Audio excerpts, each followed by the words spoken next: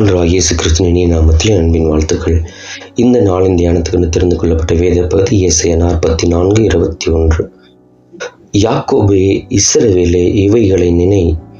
நீ என் தாசன், நான் உன்னை உருவாக்கினேன். நீ என் தாசன், இஸ்ரவேலே, நீ என்னால் மறக்கப்படுவதில்லை. எனக்கு அன்பான தேவனுடைய பிள்ளைகளே, யாக்கோபை கர்த்தர் சிருஷ்டித்து இஸ்ரவேலாய் கர்த்தர் உருவாக்கி அவனை பார்த்து கர்த்தர் சொல்லுகிறார், நீ என் தாசன், நான் உன்னை உருவாக்கினேன், நீ என்னால் மறக்கப்படுவதில்லை. எனக்கு அன்பான தேவனுடைய பிள்ளைகளே, உங்களை யார் மறந்தாலும் இயேசுவால் நீங்கள் மறக்கப்பட்டு போவதே இல்லை. ஆண்டவர் உங்களை உள்ளங்கையில் வரைந்திருக்கிறார்.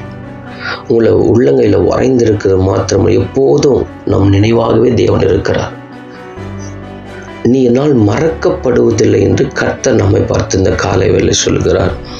அன்னைக்கு நான் ரொம்ப நேசித்தேன், நிறைய உதவிகளை செய்தேன், அவர்களுக்காக என் ஜீவனை கூட கொடுப்பதற்கு எவ்வளோ காரியத்தை நான் செய்தேன். கடைசியில் அவங்க எல்லாத்தையும் மறந்துட்டாங்க. நான் நினச்சி கூட பார்க்கல. நிறைய பேர் புலம்புவாங்க.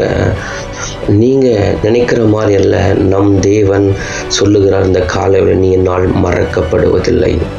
உலக மனிதர்கள் மறந்திருக்கலாம், நீங்கள் நேசிக்கிறவங்க மறந்து போகலாம், நீங்கள் எதிர்பார்த்து கொண்டு இருக்கிறவங்க நிறைய பேர் மறந்தே போய்விடலாம். ஆனாலும் யார் மறந்தாலும் நம் தேவன் நீ என்னால் மறக்கப்படுவதில்லை என்று கர்த்தர் இந்த காலையில் நம்மை பார்த்து சொல்லுகிறார்.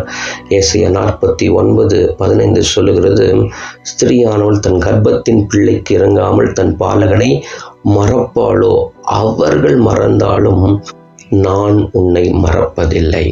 தேவ பிள்ளைகளே, ஒரு பெண் கருத்தரித்து பிள்ளையை பெற்றெடுத்து அந்த பிள்ளையை பாலூட்டி வளர்க்கும் போது சம்டைம்ஸில் கூட அந்த பிள்ளையை கூட தாய் கூட என்ன பண்ணுவாங்க, கர்ப்பத்தின் பிள்ளைக்கு இறங்காமல் தன் பாலகனை மறப்பாளோ? ஒருவேளை அவங்க கூட மறந்துடலாம், ஆனால் நான் என்ன பண்ண மாட்டேன், நான் உன்னை மறப்பதில்லைன்னு கர்த்தர் சொல்லுகிறார். தேவ பிள்ளைகளை, கர்த்தர் உங்களை மறக்கலை. அடுத்த வசனம் சொல்லுகிறது, இதோ என் உள்ளங்கையில் உன்னை வரைந்திருக்கிறேன். என் உள்ளங்கையில் உன்னை வரைந்திருக்க, நான் எப்படிப்பா உன்னை மறப்பேன்? நான் எப்படி மறப்பேன் மகளே? எப்படி மறப்பேன் உன்னை? கர்த்தர் உங்களை மறக்கலை. ஆண்டவர் மறந்து விட்டாரோ? ஆண்டவர் இல்லையோ? இவ்வளோ நாளாக ஜெபிக்கிறேன், இவ்வளோ காரியத்தை செயல்படுகிறேன், ஆண்டவர் இருக்கிறார், தெய்வம் இருக்கிறார் என்று பலவிதமான யோசனைகள் குழம்பிக் கொண்டிருக்கலாம். நீங்கள் அப்படியெல்லாம் குழம்பாதீங்க. நம் தேவன் இன்றைக்கும் அவரால் நீங்கள் மறக்கப்படாமல் இருக்கிறதால் தான் இன்றைக்கு ஜீவனோடு கூட கர்த்தர் நம்மை வைத்திருக்கிறார். எபிரேயர் 6:10 சொல்லுகிறது, ஏனென்றால் உங்கள் கிரியையும் நீங்கள் பரிசுத்தவான்களுக்கு ஊழியம் செய்ததினாலும் செய்து வருகிறதினாலும் தமது நாமத்திற்காக காண்பித்த அன்புள்ள பிரயாசத்தையும் மறந்து விடுவதற்கு தேவன் அநீதியுள்ளவர் அல்லவே. நீங்கள் செய்கிற ஒவ்வொரு கொடுக்கிற காணிக்கை, தேவனுக்காக உழைக்கிற ஊழியம், பிரயாசப்படுறது எல்லாவற்றையும் கர்த்தர் கணக்கில் வைத்திருக்கிறார். அவர் மறந்து விடுகிறதற்கு அவர் அநீதியுள்ளவர் அல்லவே. தேவ பிள்ளைகளே, நீங்கள் ஆண்டாலும் மறக்கப்படுவதில்லை. ஒரு நாள் நீங்கள் மறந்து போகாதீங்க. நீ என்னால் மறக்கப்படுவதில்லை. யார் மறலாம்? பெற்ற தாய், தகப்பன், கணவர், உலகம், மனைவி எல்லாம் கூட நம்ம நேசிக்கிறவங்க எல்லாம் என்ன பண்ணலாம், மறந்து போகலாம். யார் மறந்தாலும் உன்னை தேவன் மறக்கவில்லை. ஏற்ற சமயத்தில், ஏற்ற நேரத்தில் உனக்கு எல்லா காரியத்தையும் தேவன் வாய்க்க பண்ணுகிறவராக இருக்கிறார். இங்கே சொல்லப்பட்டிருக்கிறது, நீ ஆண்டவருக்காக செய்கிற கிரியை, ஊழியம் செய்கிறது, அவருடைய நாமத்திற்காக நீங்கள் காண்பித்த பிரயாசம், கொடுக்கலான்னு நினைக்கிறேன், சில டைமில் கொடுக்க முடியும், அந்த பிரயாசத்தை கூட கர்த்தர் மறந்து போக மாட்டாரா? எனக்கு அன்பான தேவனுடைய பிள்ளைகள், இந்த காலை வேளையிங்க நீ என்னால் மறக்கப்படுதுன்னு கர்த்தர் சொல்லி, நீங்கள் ஆண்டவர் மறக்கப்படலை. அவர் எப்பொழுதும் உங்கள் நினைவாக தான் இருக்கிறார்.